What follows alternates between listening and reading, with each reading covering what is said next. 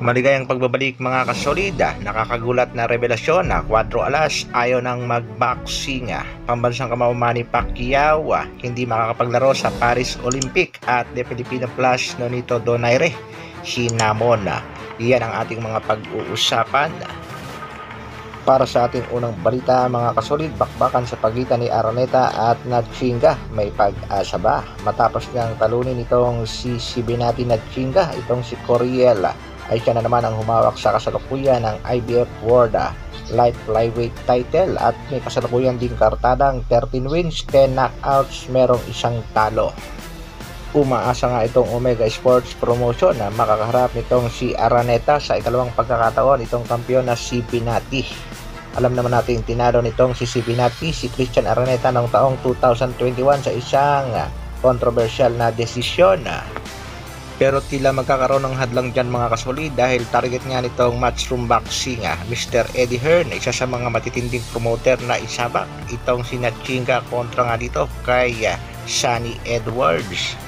At lumabas na rin ang balitang yan mga kasolid na kung saan nag-react naman dyan itong coach ng Omega Boxing na si Doc J. Naglabas nga ng kanyang sama ng loob itong si Coach Doc J ng Omega Boxing sa live nitong si Cuadro Alas, It's My Boy. Banat nga nitong si Franco Roloda. However, the number one contender in the IBF and should be the next in the line is Christian Araneta from the Philippines under Omega Boxing Promotion. Sunny Edwards lost his last fight. How come he gets to cut the line? Kagad namang nag-response itong si Edward at sinabi, I got an IBF ring. Dahil nga dyan mga kasolid ay umeksena na rin itong si Madam Rachel Donaire, maging itong si Donito de Flash Donaire Jr. Ayon nga dito kay Madam Rachel Donaire, ito nga ang kanyang naging pahayag mga kasolid. Respectfully, that ring does not give you Lord of the Rings powers or anything. Ito naman ang naging reaksyon fans at ilang netizens at sinabing kung gusto daw ni Nonito Donaire Jr. ay bumaba na lang siya ng dibisyon at labanan itong si Sunny Edwards.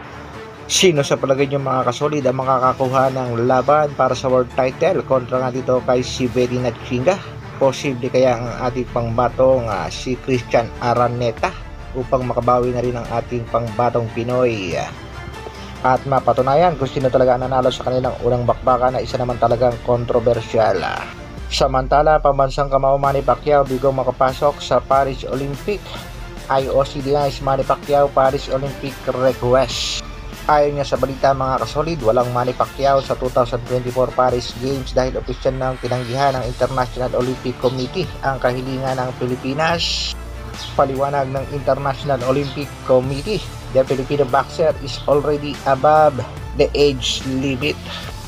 Nasa rules nga yan mga kasolid kaya hindi na pinayagang maglaro pa itong si pambansang kamao at may paliwanag nga dyan itong si Mr. Bad Aratiles.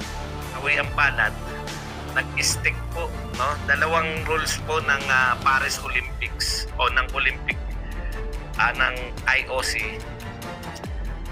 International Olympic Committee.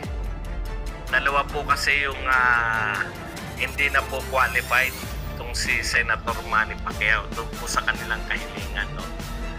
Dagdag paliwanag pa ni Mr. Aratiles, kung sakaling pagbibigyan si Pacquiao ay maaaring gayahin pa ito ng ilang mga atleta hindi napasok sa rules and regulation.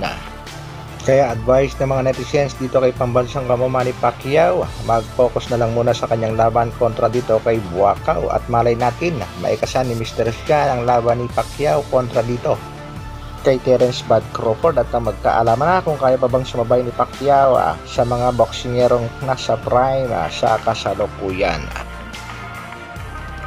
Sa kabilang balita naman mga kasolid, Cuadro Alas, John Real Casimiro ayaw na pala sanang mag-boxing. Yan nga ang naging revelasyon ng kanyang utol na si Kuya Lods Jason Casimiro sa kanyang huling live sa Cuadro Alas, It's My Boy. Isa nga daw itong si Kuya Lods na humikayat kay Cuadro Alas General Casimiro nung muling bumalik sa pagbaboxing. Ipiniliwanag nga nitong si Kuya Lods kay Angas ng Pinas na kung hindi siya babalik sa pagbaboxing ay paano na ang kanyang pamilya at paano niya ito susuportahan. Dagdag pa nga nitong si Kuya Lods, kung aangat nga daw itong si Cuadro-Alas Jandro Casimiro ay sabay-sabay silang aangat, pati daw siya ay kailangan umangat din na. Pakinggan natin mga kasolid na naging revelasyon ni Kuya Lods Jason Casimiro sa kanyang latest live, courtesy of Cuadro-Alas It's My Boy channel. Pakinggan natin mga kasolid. Mag-boxing ba? Iniwan na siya, ang dami nang nangiwan sa kanya. Tapos sabi ko, tol, inanak ka na. Sabi ko, paano mo yan bubuhayin yung pamilya mo? Yung kanyang anak siya. Okay. Oo, yun yung huminto na siya. Two-time world champion na siya noon.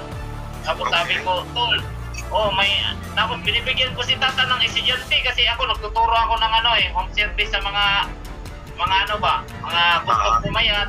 Hindi namin alam. Malaki rin pala talaga na itulong nitong si Kuya Lods sa kanyang kapatid na si Cuadro-Alas upang muli bumalik sa pagbaboxing, at dahil nga dito ay may pag-asa pa nating mapanood ang bakbakang ating inihintay, ang bakbakan sa pagitan ni Angas ng Pinas at Japanese Manser Naoya Inoue. Kaya walang bibitaw mga kasolida, hintay-hintay lang kayo sa mga latest update dito kay Angas ng Pinas. Hanggang dito na lang, maraming salamat sa patuloy na pagsuporta at panonood. Mabuhay, Dr. Alvin Vlogs. Brrrr.